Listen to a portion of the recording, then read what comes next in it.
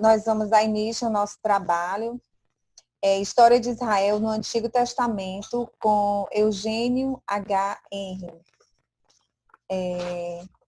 O assunto é a dinastia de Jeú e Judá contemporâneo. Pode passar. Ok.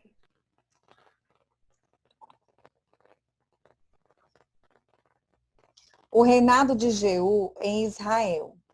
A data de 841 a.C. é uma das significativas da história do Antigo Testamento.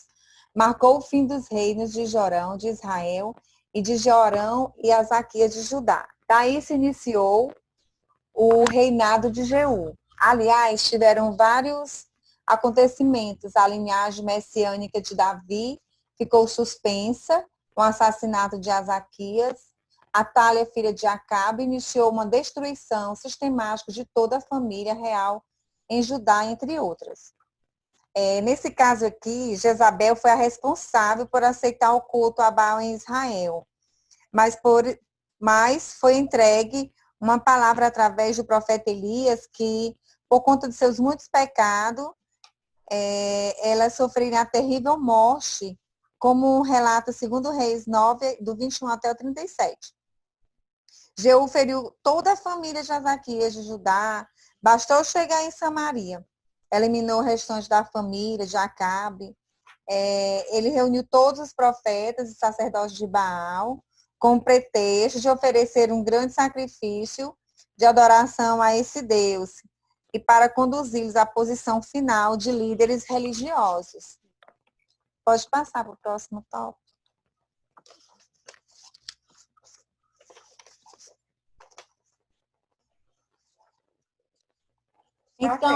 Então, depois que conseguiu reuni-los, todos enviou uma tropa de homens armados, fechando portas e janelas, e matou todos de uma vez só. Por isso veio sobre ele uma palavra de juízo da parte de Yahvé, por haver sido fiel ao cumprimento da vontade de Deus contra Acabe, sua família, sua dinastia perduraria por longos anos, mas não perpetuamente. Segundo Reis 10, do 30 ao 31. Azaquias de Judá recebia má influência de sua própria mãe Atália. Sendo assim, teve uma morte prematura, não houve alguém poderoso suficiente para assumir o lugar de Azaquias de Judá. Sua mãe subiu ao trono. Atália não viu a morte de seu filho como tragédia, mas como uma maneira de submeter Judá ao controle de Israel. Mas, depois disso, ela eliminou todos os filhos e netos que ainda restaram em Jerusalém. Atália reinou 6 anos. Foi de 841 até 835. E durante esse período de tudo que aconteceu, né? Lançou o seu pequeno sobrinho Joás, filho de Azaquias, e nesse tempo o menino foi escondido no templo e criado por Joiada, isso é, o marido, o sumo sacerdote, onde seu pai fez Joás, o descendente de Davi, assentando-se no trono de Judá. Depois disso, já foi trazido de seu esconderijo e posicionou-se próximo ao grande altar em frente ao templo.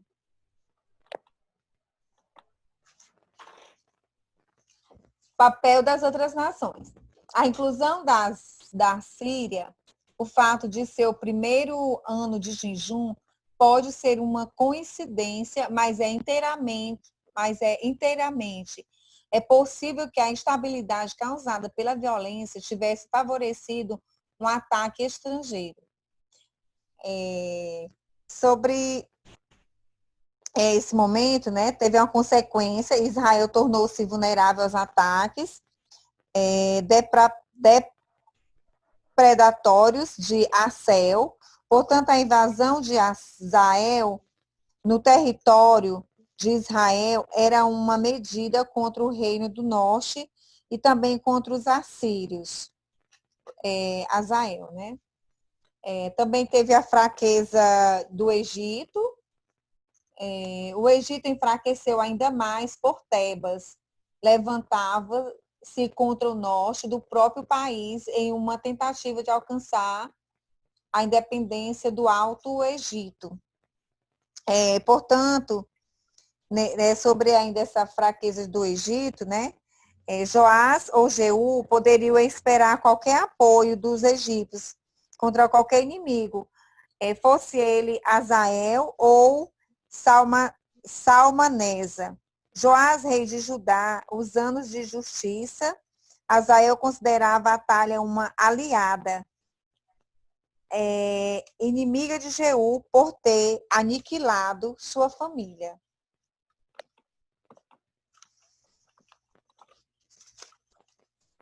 Os anos de apostasia.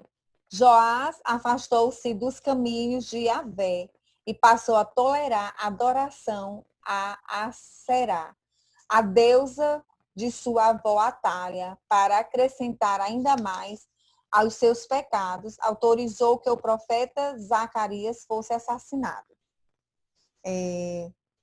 Nesse caso aqui, a atitude de Joás causou a repressão de Deus na forma da invasão dos arameus sobre o território de Judá, ameaçando consideravelmente a própria Jerusalém, como diz lá em 2 Crônicas 24, do 23 ao 25. Muitos líderes de Judá foram mortos e o próprio Joás foi ferido. Agora eu vou passar aqui para a irmã Leana, né, para dar continuidade. Boa noite, gente. Boa noite, professor. Falar um pouquinho, assim, do rei Azael. A situação externa. Azael de Damasco, rei de Arã, Damasco, reinado 843 a 796 a.C. O seu antecessor foi Benadad II e o seu sucessor foi Benadad III.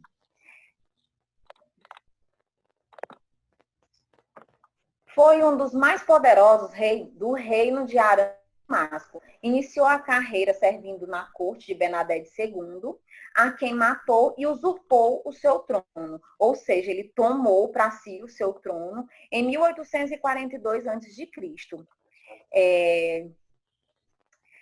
Ele teve prejuízo, né, com o rei da Assíria, Salmanasés III, que o derrotou e lhe causou um prejuízo de 6.000 homens e 1.121 carroças e 470 cavalheiros. Próximo tópico. A invasão dos arameus, que culminou na morte de Joás, né, como a irmã Aurelia já havia falado antes, não pôde ter sido a mesma campanha de 2 anos, segundo a Reis, né, segundo a Reis, 12, 17, 18, pois Azarel já havia morrido em 801 e Joás ainda viveu até 796. Além disso, os dois relatos nada têm em comum, exceto o inimigo. Por exemplo, somente em 2 Reis está escrito que a cidade de Jerusalém teria caído nas mãos do inimigo. Não fosse o rei de Joás ter saído ao encontro do rei arameu com muito ouro que retirava do tesouro do templo.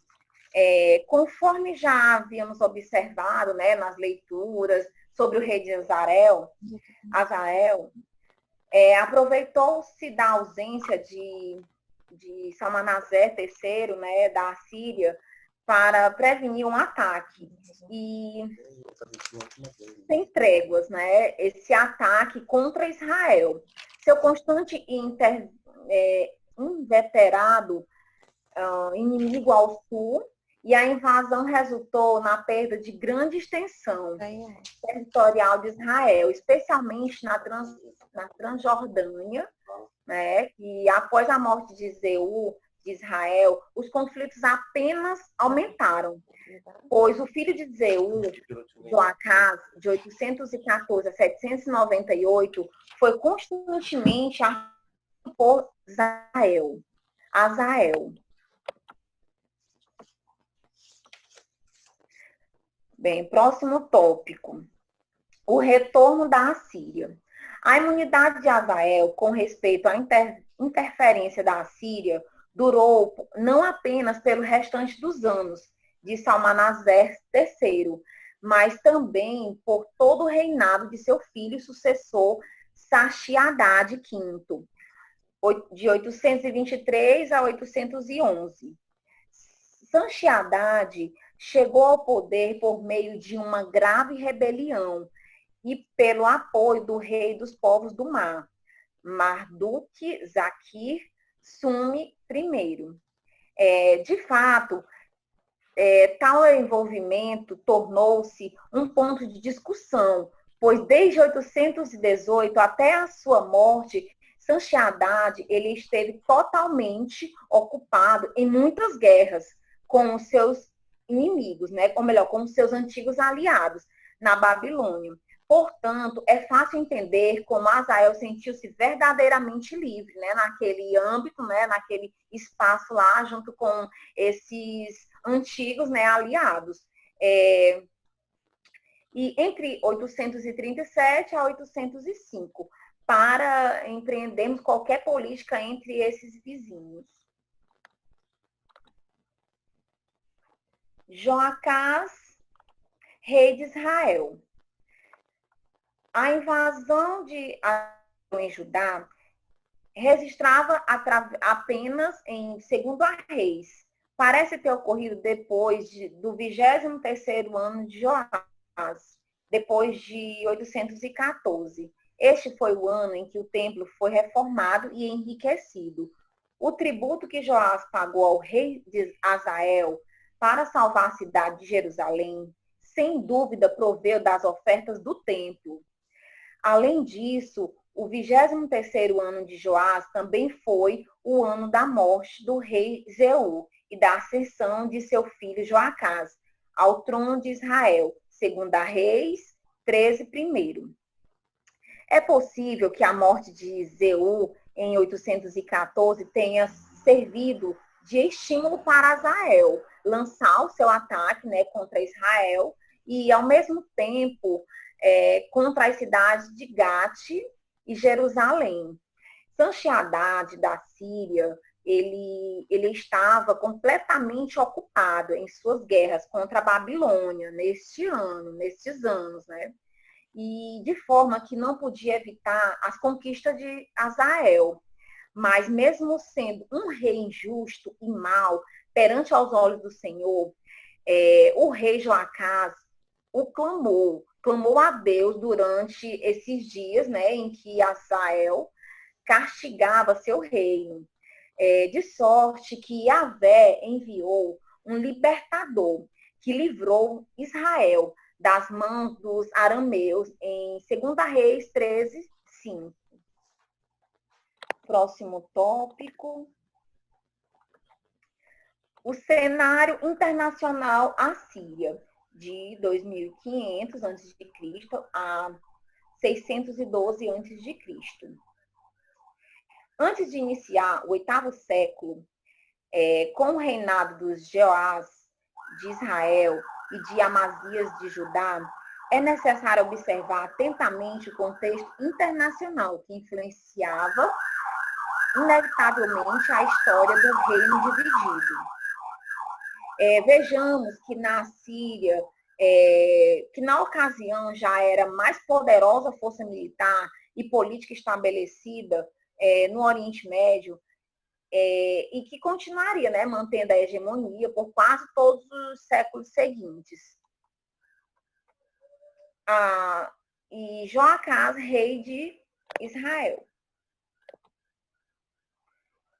O terceiro da linhagem de Jeú, de Israel, né, foi o filho de Joacás, conhecido por Joás, que reinou de 798 a 782. também ele não se desviou dos pecados de Jeroboão, os quais ele iniciou a Israel, né? O grande pecado de Jeroboão foi levar toda uma nação para longe de Deus. Bem, a linhagem de Israel não foi ligada à descendência de sangue de Jeroboão, mas ainda assim preservou os traços do seu reinado, de incredulidade, de pecado e dureza de coração. Ao passar pela vida de quase todos os reis de Israel que desgraçaram ao Senhor, que desagradaram ao Senhor, melhor dizendo. Próximo tópico. Mas, infelizmente, a trajetória de Jeroboão não foi ascendente, sua grande bênção trazia consigo grande responsabilidade. Jeroboão era a figura de um homem notável, que agiu totalmente errado e levou todo mundo para o erro com ele, que pecou e, pior do que seu próprio pecado, levou Israel a pecar. Uma vida pecaminosa é uma influência pecaminosa para os outros, né? Se você ler atentamente o livro de Reis, percebe-se que existem dois reis que eram parâmetros, né, para analisar os demais. Ou seja, eles eram o espelho, né, para estar visualizando aqueles outros, né? Na era de Davi, né? E o outro era na era de Jeroboão. Se analisarmos também a linhagem dos reis de Israel, veremos que não houve um rei sequer que seguisse o Senhor de todo o seu coração. Próximo tópico.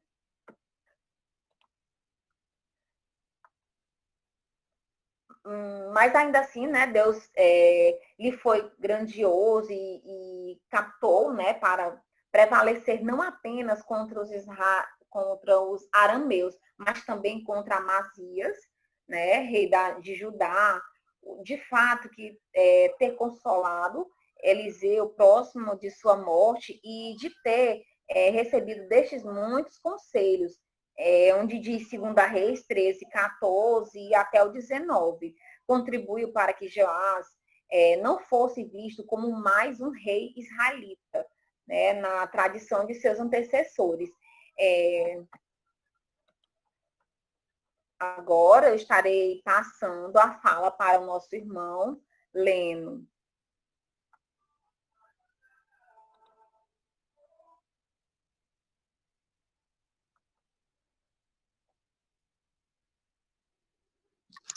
Boa noite. Boa noite. Dando continuidade aqui ao assunto, continuidade. Jeroboão II, rei de Israel. A cronologia do período, a morte de Joás e Amazias. E suas respectivas sucessões, levando alguns problemas cronológicos que precisam rapidamente ser trabalhada. Neste momento, Joás morreu em 782 e neste tempo seu filho Jeroboão começou a reinar. Jeroboão, por sua vez, morreu em 753. Mas o autor,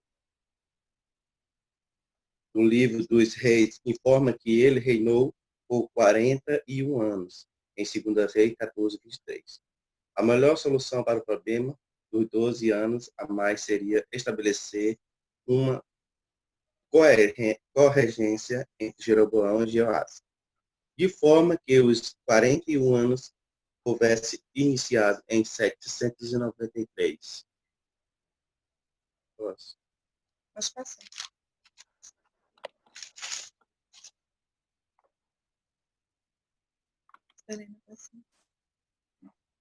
A glória de Israel. Os textos históricos,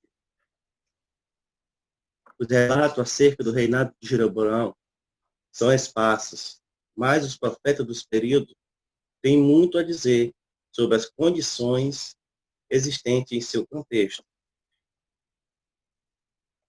o julgamento proferido é que ele foi mal perante aos olhos do Senhor, né? Entretanto, estabeleceu uma liderança política absoluta, seguindo os passos de seu pai Jeoás, a quem presumivelmente ajudou em suas campanhas militares. Jeroboão foi capaz não apenas de recuperar os territórios de Israel sob o domínio de Damasco por muitos anos, mas também de trazer todo o sul de Arã e a Transjordânia de volta ao período de Israel. Segunda Reis, capítulo 14, versículo 25 ao 28. Pode passar, Léa. Ok, passei.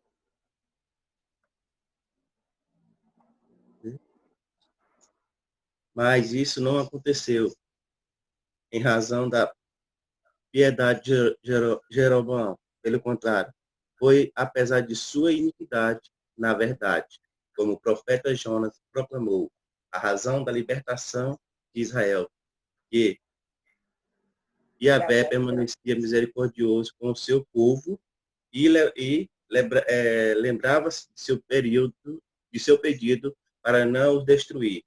Em 2 Reis, capítulo 14, do versículo 25 ao 27. Vou passar.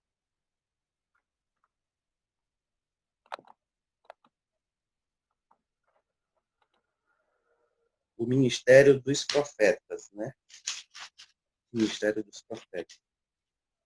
Nessa ocasião, está quase chegando ao fim do período de 100 anos, iniciando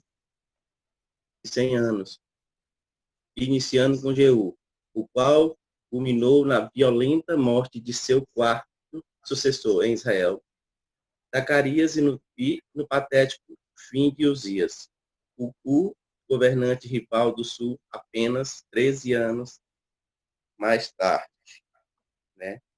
Mas toda a história ainda não foi contada. Através dos escritos dos profetas contemporâneos, conheciam esses monarcas e eram cidadãos dos reinos. É possível aprender a respeito das forças sociais e econômicas, políticas e religiosas que se combinavam para modelar a história de ambas as monarquias.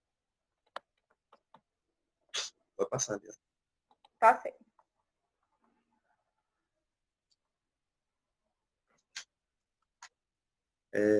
A história do profetismo. Tal movimento começou com Samuel e produziu uma linhagem de indivíduos, homens de Deus, como o próprio Samuel, Natã, Aias, Jeú, filho de Anate, e Zacarias. De qualquer forma, a escola serviu como uma instituição de ensino e referencial para movimentos semelhantes aos que se vê em Elias e Eliseu, particularmente na vida destes últimos, em cujos dias há frequentemente a expressão filhos dos profetas. Em 2 Reis, capítulo 2, versículo 3 e capítulo 5, versículo 7. Vou passar.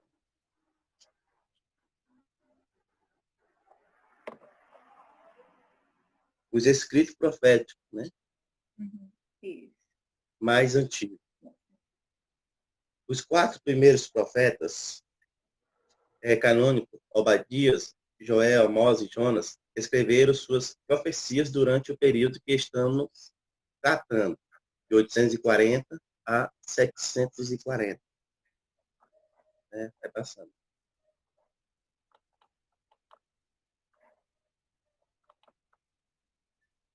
A profecia de Joel.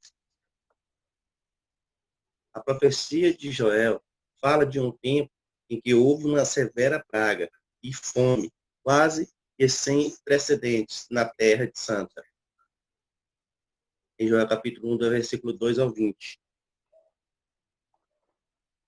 né? Posso passar? Ou você Seguida vai de uma terrível invasão a Judá por numerosos exércitos do norte, em Joel capítulo 2, versículo 1 ao 10. Tanto as conquistas militares quanto a fome foram por alguns, uma vez, a fonte de desastre e sofrimento para Israel e Judá. Mas essa justa posição descrita por Joel não poderia ser comum. Tal sequência também foi vista nos dias de Eliseu. Deve ser lembrado que os profetas intercedeu diante do rei Jorão em favor de uma mulher que fugiria para a Filístia a fim de escapar da fome que durou 7 anos. Posso passar? Amós.